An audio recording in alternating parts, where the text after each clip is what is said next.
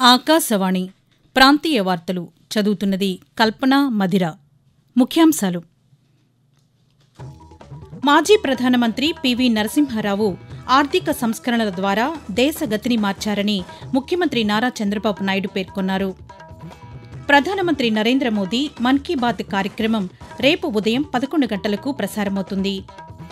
రాష్ట్రంలో శాంతి భద్రతలకు ప్రాధాన్యతనిస్తున్నామని హోంశాఖ మంత్రి వంగలపూడి అనిత వెల్లడించారు.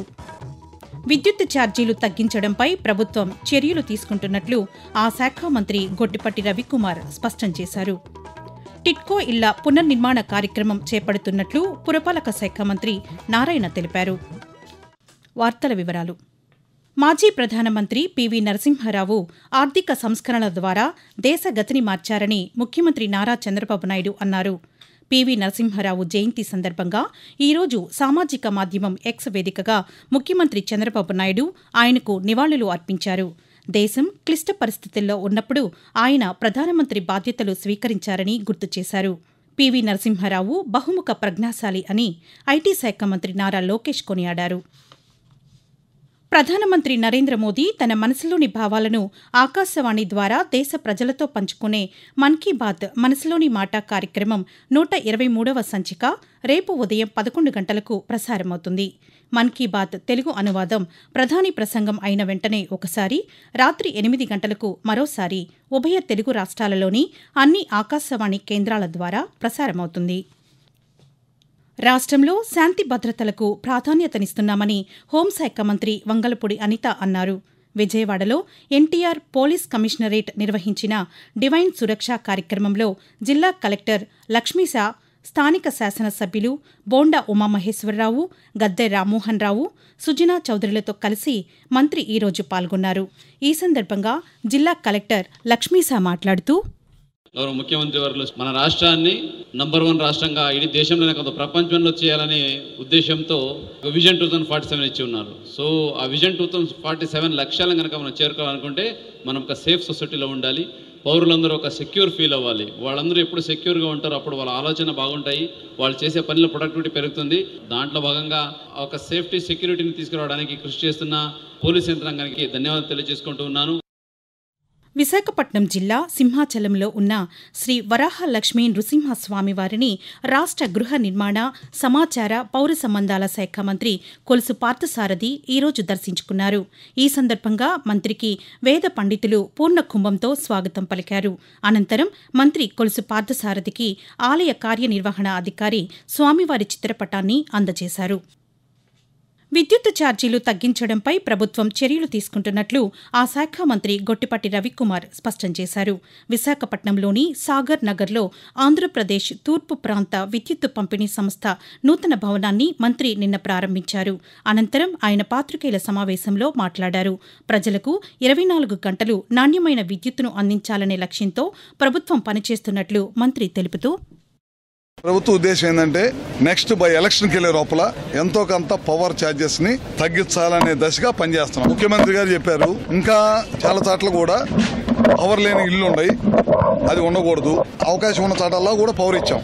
ఎక్కడైతే టైగర్ రిజర్వ్ ఉందో అక్కడ పవర్ లైన్స్ వేయకూడదు, అక్కడ బ్యాటరీ సిస్టంతో చేయాలని అనుకుంటున్నాం.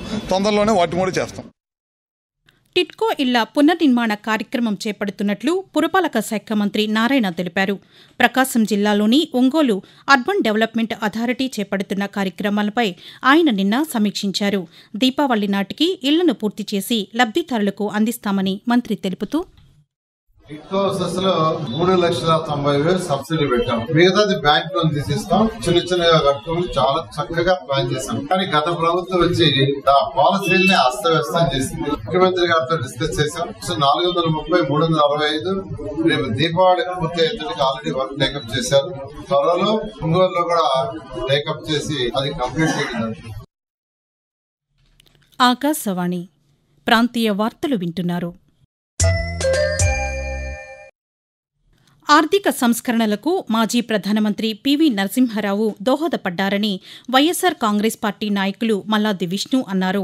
విజయవాడలోని సత్యనారాయణపురంలో ఈరోజు పివి నరసింహారావు జయంతి సందర్భంగా ఆయనకు ఘన నివాళులు అర్పించారు. మరోవైపు ఈరోజు సాయంత్రం సత్యనారాయణపురంలో పివి నరసింహారావు విగ్రహాన్ని ఆవిష్కరించనున్నామని ఆయన ఒక ప్రకటనలో తెలిపారు. దేశంలో జూన్ 25, 1975న అప్పటి ప్రధానమంత్రి అత్యవసర పరిస్థితిని విధించిన నేపథ్యంలో భారత ప్రభుత్వం ఆ తేదీని సంవిధాన్ హత్యా దివాస్, రాజ్యాంగ హత్యా దినంగా పాటిస్తుంది. 1975 అత్యవసర పరిస్థితిని ఎదుర్కొన్న వారందరినీ స్మరించుకుంటూ ప్రతి భారతీయుడిలో వ్యక్తిగత స్వేచ్ఛ, ప్రజాస్వామ్య రక్షణపై అవగాహన కల్పిస్తూ ఈ నెల 30వ తేదీ వరకు కేంద్ర ప్రభుత్వం వివిధ కార్యక్రమాలను నిర్వహిస్తోంది. వాహనదారులు ట్రాఫిక్ నిబంధనలను పాటిస్తే రహదారి ప్రమాదాలను నియంత్రించవచ్చని తిరుపతి జిల్లా ఎస్పీ హర్షవర్ధన్ రాజు అన్నారు. తిరుపతిలోని పోలీస్ పరేడ్ గ్రౌండ్లో ప్రభుత్వం అందజేసిన 27 నూతన ద్విచక్ర వాహనాలను ఎస్పీ ఈరోజు ప్రారంభించారు. తిరుమల, తిరుపతి, శ్రీకాళహస్తి, పుత్తూరు, రేణిగుంట, నాయుడుపేట, గూడూరులోని ట్రాఫిక్ పోలీసు స్టేషన్లకు ఈ వాహనాలను అందించామని ఎస్పీ పేర్కొంటూ, ట్రాఫిక్ పోలీసు వారికి ట్రాఫిక్ నియంత్రణ కోసం ఈరోజు మాకు అధునాతమైనటువంటి దాదాపు 27 వెహికల్స్ రావడం జరిగింది. మొత్తం జిల్లా మొత్తంగా మేజర్ టౌన్స్లో తిరుపతి, తిరుమల, తర్వాత నాయుడుపేట, సూలూరుపేట, కాళహస్తి, రేణిగుంట, పుత్తూరు, గూడూరు ఇట్లా అన్ని చోట్ల కూడా ఈ వెహికల్స్ని ఇవ్వడం జరిగింది. సో దీని ద్వారా పోలీస్ స్టాఫ్ మరింత మెరుగైన సేవలు ప్రజలకు అందించే విధంగా, ట్రాఫిక్ని మరింత మెరుగ్గా నియంత్రణ చేసే విధంగా దోహదపడతాయని చెప్పి భావిస్తున్నాను. పాత్రికేయునిగా, కథా రచయితగా, సినీ రచయితగా, నిర్మాతగా తెలుగువారి హృదయాలలో చెరగని ముద్ర వేసిన ముళ్లపూడి వెంకటరమణ జయంతి ఈరోజు. 1931వ సంవత్సరం జూన్ 28వ తేదీన తూర్పుగోదావరి జిల్లా ధవళేశ్వరంలో జన్మించిన ముళ్లపూడి హాస్య రచనలకు పేరొందారు. ఆయన రాసిన పిల్లల పుస్తకం బుడుగు తెలుగు సాహిత్యంలో ఒక విశిష్ట స్థానం సంపాదించింది. ప్రఖ్యాత చిత్రకారులు, దర్శకులు బాపుతో ముళ్లపూడి జీవితం పెనవేసుకుపోయింది. వీరిద్దరూ బాపు రమణ జంటగా ప్రసిద్ధులయ్యారు. ముళ్లపూడి ఆత్మకథ కోతి కొమ్మచ్చి పేరుతో వెలువడింది. ఎన్టీఆర్ జిల్లా జగ్గయ్యపేట మండలం ముక్త్యాల గ్రామంలో రెడ్ క్రాస్ బ్లడ్ బ్యాంకు ఆధ్వర్యంలో నిర్వహించిన రక్తదాన శిబిరాన్ని ఎమ్మెల్యే శ్రీరాం రాజగోపాల తాతయ్య ఈరోజు ప్రారంభించారు. ఈ సందర్భంగా ఎమ్మెల్యే మాట్లాడుతూ తలసేమియా వ్యాధి బాధితులకు రక్తం అవసరమని తెలిపారు. యువత రక్తదానం చేయడానికి ముందుకు రావాలని ఆయన కోరారు. కోకో రైతులకు రాష్ట్ర ప్రభుత్వం అందిస్తున్న రాయితీ పొందేందుకు ఈ నెల 30వ తేదీలోపు ఉద్యానవన శాఖకు దరఖాస్తు చేసుకోవాలని ఏలూరు జిల్లా ఉద్యానవన శాఖ అధికారి ఎస్ రామ్మోహన్ ఒక ప్రకటనలో తెలిపారు. కోకో పరిశ్రమలు కేజీకి 450 రూపాయలు, ప్రభుత్వం 50 రూపాయల రాయితీ కలిపి మొత్తంగా కేజీ 500 రూపాయలకు కోకో గింజలు కొనుగోలు చేయాలని నిర్ణయించినట్లు వెల్లడించారు. రైతులు ఈ అవకాశాన్ని వినియోగించుకోవాలని సూచించారు. వాతావరణం. రాష్ట్రంలోని ప్రస్తుత వాతావరణ పరిస్థితిపై అమరావతిలోని భారత వాతావరణ కేంద్రం అధికారి జి లక్ష్మి ఆకాశవాణి ప్రాంతీయ వార్తా విభాగానికి వివరిస్తూ, ఉత్తర కోస్తా ఆంధ్రప్రదేశ్ యానాము ఈరోజు తేలికపాటి నుంచి ఒక మోస్తరు వర్షాలు లేదా ఉరుములతో కూడిన జల్లులు అనేక చోట్ల కురిసే అవకాశం ఉంది.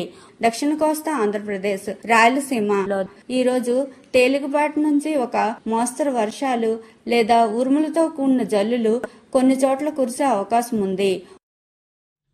ఆకాశవాణి ప్రాంతీయ వార్తలు ముగించే ముందు ముఖ్యాంశాలు మరొకసారి.